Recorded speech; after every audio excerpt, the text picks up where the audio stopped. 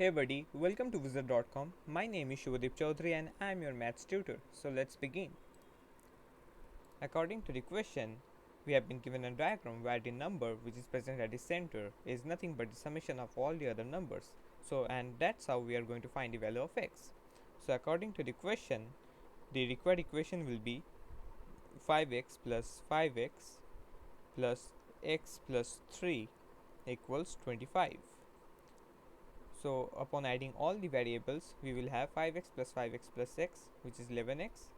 Shift the constant 3 to the right hand side, so it will become minus of 3. So 25 minus 3.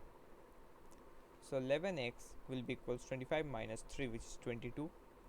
Now in order to get the value of x, we have to divide both sides of the equality by 11.